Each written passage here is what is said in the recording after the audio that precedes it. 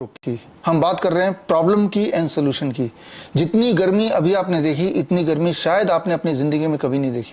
आप ये नोटिस कर रहे होंगे कि हर साल गर्मी और ज्यादा बढ़ती जा रही है, ग्लोबल वार्मिंग और बढ़ती जा रही है। तो इसका इमीडिएट इंपैक्ट क्या है? That is heat stroke. आप ये देख रहे होंगे कि अपने आसपास लोगों में ऐसी खबरें भी पढ़ रहे होंगे कि अक्सर लोग हीट स्ट्रोक से आजकल मारे जा रहे हैं। तो ऐसा कोई हीट स्ट्रोक का विक्टिम अगर आपके सामने पड़ जाता है तो आपको क्या करना है, पहले उस पर बात कर लेते हैं। हीट स्ट्रोक के विक्टिम को बचाने के लिए आपको समझना पड़ेगा हीट स्ट्रोक क्या है। हीट स्ट्रोक का मतलब कि गर्मी की वजह से आपका बॉडी का जो टेम्परेचर कंट्रोल मैकेनिज्म वो कहीं खराब हो गया और जिसकी वजह से हीट स्ट्रोक हो गया।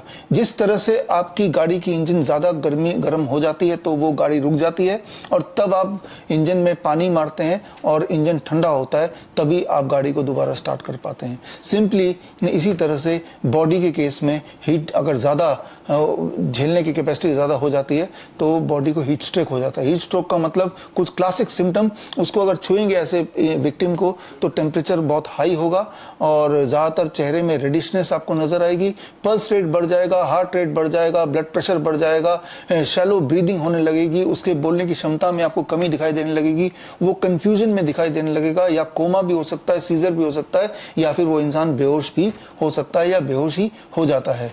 तो ये है classic common symptoms of heat stroke. और अगर आपने ये सारे सिम्टम्स देखे तो यानी कि patient is in heat stroke, और अगर वो हिलडुल नहीं रहा है और हीट स्ट्रोक में ग्रस्त है यानी कि वो बेहोश है, तो आपको क्या करना है, इसको समझना पड़ेगा। उसको समझने के लिए सिंपली आपको उसको लिटाना है इस तरह से। आप देखिए इंक्लाइन डाउन लिटाया है, यानी कि जो सिर का साइड है वो थोड़ा रेज्ड है और पैरों का साइड थोड़ी नीचे की तरफ है। इस पोस्चर में उसको, इस पोजीशन में आपको लिटाना है और उसके बॉडी को ठंडा करना है। ठंडे करने का सबसे आसान तरीका, अगर कोई चद्दर आपके पास है उसको ठंडे पानी में डाल के निचोड़ के उसके ऊपर अगर आप ढक देते हैं तो उससे उसको ठंडक मिलेगी। अगर कोई बर्फ अगर अवेलेबल है तो उसके बगल में बर्फ रख सकते हैं और साथ में ठंडी पट्टी भी कर सकते हैं, जिससे उसके बॉडी को जल्द से जल्द हम ठंडा करें।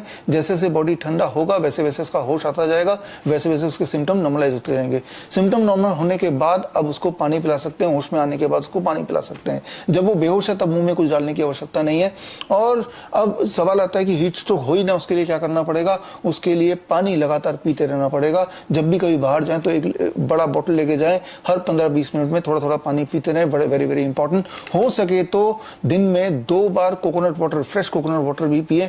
याद रखिए coconut water is the best mineral water given by the nature, given by the God. उसके अंदर वो सारे न्यूट्रिएंट हैं जिन न्यूट्रिएंट की आपको जरूरत है to protect yourself from heat stroke. Coconut water में कार्बोहाइड्रेट है, प्रोटीन है, फैट है, हर तरह का मिनरल्स एंड विटामिन का एक प्री डाइजेस्टेड फॉर्म में एक कलेक्शन है जो आपके बॉडी में जाते ही इमीडिएटली एब्जॉर्ब होता है और क्विकली आपके बॉडी को रीवाइटलाइज करता है। तो इस तरह से आप हीट स्ट्रोक के विक्टिम को रिवाइव भी कर सकते हैं, और या फिर जो मैंने अभी बताया इससे आप हीट स्ट्रोक हो ही ना उसको प्रिवेंट कर सकते हैं। हम बात कर रहे हैं हीट वेव